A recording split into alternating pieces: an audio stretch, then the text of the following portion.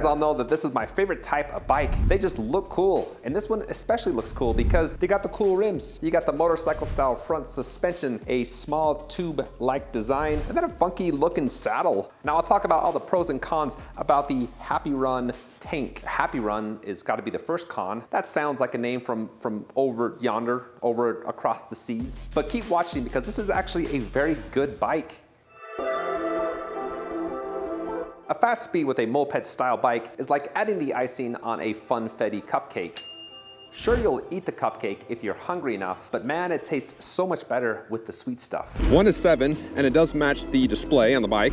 2 is 12, and 3 is 17. 17 miles per hour? Really? Okay, well, I guess I'm done. I'm out of here. I'm just kidding. I mean, nobody's gonna be pedaling on something like this. So let me show you how fast the throttle can go. And that's 27 for throttle. Okay, I'm back in. 27 miles per hour, actually 28. My phone was delayed, and right at the end, it hit 28, which is a good speed for this style of bike. So I guess I'll continue the review. The sprinkles on top with these types of bikes is a fast and speedy start. Speed mode 3 on gear 1. Here we go. There's just over 1 revolution before the power comes on. And it hits pretty good. There's 15, 17, 18, 19, and 20. There's my block mark there with that telephone pole. Well, this one does have some sprinkles, just not a lot. Let's see how throttle does. Ooh, a little bumpy off the line. That is faster than pedal assist. 15, 17, 19, 20. There's my block mark there. 25. Now, if you're one of the unique individuals that likes to pedal this type of bike, I'm talking to you, Sally, Ann, and John. Let me show you the pedal assist reaction time. So when pedaling on the 7th gear, going 15 miles an hour, if I stop pedaling, that's about a full second before the power kicks off. If I re-engage, there's about 1.5 before the power comes on, so that is a longer delay. And for the rest of you, here's how reactive the throttle is. Not really a sporty type of a throttle. I can easily maintain, a certain speed. But about 15, if I release it, cuts off pretty quick. If I re-engage, almost instantaneous. It actually has a pretty good reaction time. And that throttle does match the pedal assist level. So on pedal assist 1, it's only gonna top out about 13 miles an hour, 13, 14. I've never seen a bike where there's such a big difference between pedal assist and throttle. 17 miles per hour for pedal assist, 27 for throttle. So if you wanna unleash all of the horsies, set it to pedal assist level 3 and use the throttle. The cherry on top of the sprinkles, on top of the icing, is hill climbing power. As soon as I turn, it starts to climb. I feel like I need to tackle this with some momentum because, oh yes, I thought right. It's already going pretty slow. I'm gonna start pedaling, lower these gears. Got a full charge on the bike, 15% grade hill, 2 blocks long. That bike's doing about 80%. You do have to help it out. And this is over the top at 7, and there you go. Well, I almost had the perfect cupcake. Apparently, I'm hungry. Anyways, hill climbing ability is a little bit slow. Just cruising around my neighborhood, it does bog down quite a bit on hills. It gets you to the top, it's just very slow. Since I've run out of cupcake ideas, I'm just gonna tell you that it has dual disc brakes. As far as brakes go, the left side controls the front, right side the rear. And like most bikes, you do have motor cutoff, so I got the throttle going, hit the brake, cuts the motor, release it, power comes right back on. And then for some light braking, and not the quietest, and then hard braking about 25 miles an hour. Actually didn't even skid the tires. The brakes need to match the power, the speed, and the weight of the bike, and I feel like they just don't with this. The excitement for the tank, it dropped a little during that last test, but it's coming right back up with this test.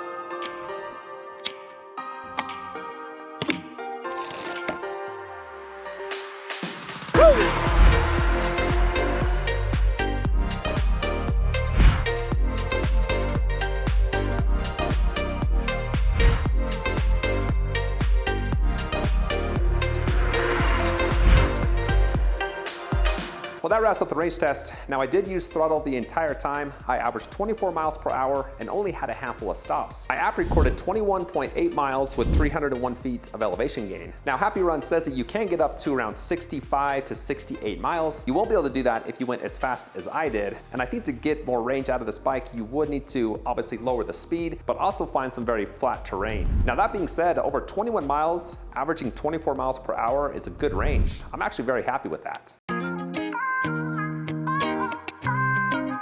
One of my favorite features about the bike is just the way it looks. Each one of these moped style bikes just has a unique look to it. This one has the small tube design. The saddle is just situated in a way that I haven't seen before. It's a pretty cool looking bike. It does come with 2 fenders. The rear one is pre-installed. I just didn't add the front one. As far as the clean and tidy look, all the wiring is outside of the frame, but they do have it wrapped. Moving down, you got a 48 volt, 20 amp hour battery. Now you can remove this. On one side has an on-off button, a USB port, and a charging port, and it does take 5 to 6 hours to recharge. They say it can fit a rider around 5'2", up to 6'5". If you're on the high end of that, I think you're gonna find this to be fairly uncomfortable. And the reason why I say that is because the saddle is fixed, and you can see with the pedals all the way down, there's still a pretty good bend to my knee. But again, you're not gonna be pedaling something like this. This is just straight on throttle. And then as far as posture, this is a sightseeing, very comfortable upright posture. Cockpit area is fairly small. The handlebars are back swept a little bit, so I can reach past them about 7-8 inches. As you would expect, balance is just fantastic.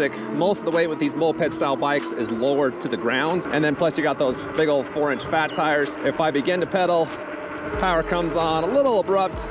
If I stop, cuts off nice and smooth. There's 30 miles an hour and it's beautifully smooth. Next up, you got BMX style handlebars. That's about a 24 inch span. I do like how they connected these to the frame of the bike. Haven't had any movement. They are very solid feeling. It's the funnest type of bike for me as far as handling and cornering. It just seems to hug the road. These moped style bikes just offer a different riding experience that I really like. The grips are some of the cheapest grips I've felt. I don't know if you could buy cheaper grips. On the right side is a 7-speed Shimano shifter, and that is matched with a turny derailleur. 7-to-1, 1 push, back up to 7, 1 at a time. Moving back to the saddle, there is plenty of cushion there, very comfortable. Moving down, you got 20x4-inch Cheo Wing all-terrain tires. And then last of all, you have motorcycle style front fork suspension, and then also spring suspension underneath the saddle. I've tested a bunch of full suspension moped style bikes, and most of them I would not take off-road, but this one actually does a very nice job. Most bikes in this class going this fast, and I'm going 18 miles an hour. My voice starts to shake pretty bad, and you can hear it. It's actually pretty smooth. So if you're looking for a moped style bike that can handle some off-road and won't rattle and shake you to death, I'd definitely suggest this. Moving on to the LCD screen, this thing is huge and very bright. Turn the key on, lights up. Not a lot to it. On the right side with that green button is how you change the pedal assist levels, 1, 2, and 3. On the left side is the headlights, just a huge headlight. That's a motorcycle style headlight. Got turn signals. Lights up green, hit it again to turn it off. When you hit the brake levers, the secondary light comes on. The tank has an IPX5 water resistant rating, a 2-year warranty, and free shipping in the lower 48.